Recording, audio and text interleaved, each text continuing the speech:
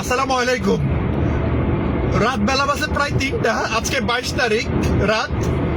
কুমিল্লা অনেক বড় একটা দুর্ঘটনা ঘটে গেছে।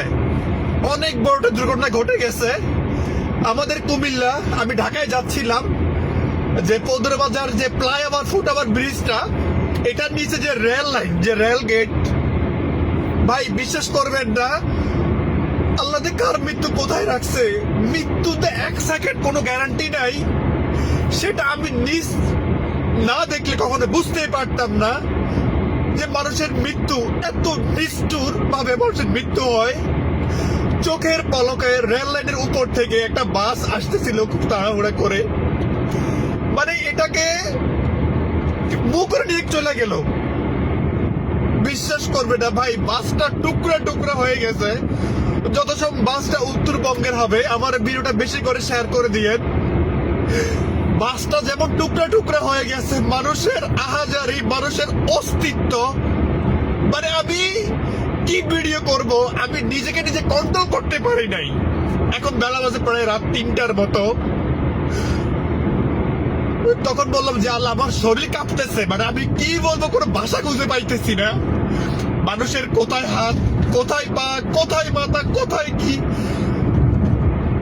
আপনারা ভাই বেশি করে ভিডিওটা শেয়ার করে দেন। আপনারা আপনাদের আত্মীয় স্বজনদের একটু খোঁজ খবর নেন যে কুমিল্লার দিক দিয়ে যে গতকাল রাতে যে কারা আসতেছিল বাসে করে। আপনাদের সকল প্রকার আত্মীয় স্বজনদের একটু খোঁজ খবর নেন। দয়া করে আপনারা আমার একটু ভিডিওটা বেশি বেশি করে শেয়ার করেন।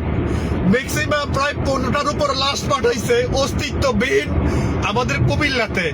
আপনারা হয়তো কালকে সকাল হলে আমাদের কুমিল্লার মানুষগুলা নিউজ শুনবে, সোশ্যাল মিডিয়াতে খবরগুলা যাবে, কিন্তু আল্লাহ সুবহান এমন মৃত্যু আল্লাহ আপনি আর কাউকে দিয়েন না।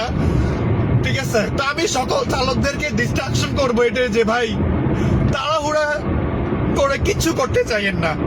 আপনার ছোট্ট একটু ভুলের কারণে হয়তো আল্লাহ পাকই ভালো জানে যে শয়তানে নিয়ে আসছে কিনা আপনাদেরকে এখানে।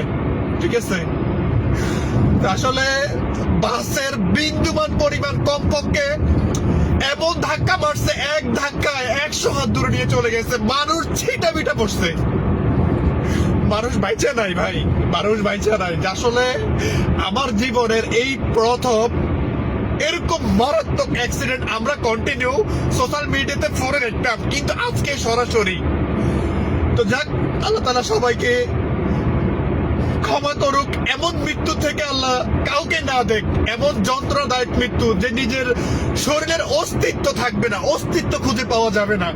তো আপনারা আমার ভিডিওটি বেশি করে শেয়ার করে আপনাদের তাদের কাছে পৌঁছায় দেন, যাদের পরিবার সদস্য মারা গিয়েছে, তারা অন্তত তাদের খোঁজ খবর নিয়ে তাদের লাশটুকু তারা এখান থেকে উদ্ধার করতে পারে।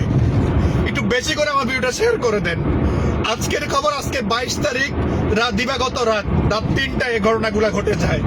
মানে আমি আসলে মানে আমার বলার কোনো ভাষা নাই ভাই। যদি আপনারা এরকম মৃত্যু দেখতে নিজ চোখে, তখন আপনারা বুঝতে পারতেন যে এখন মানুষ, কোন মানুষটাই যে একটু সাহায্য করবে।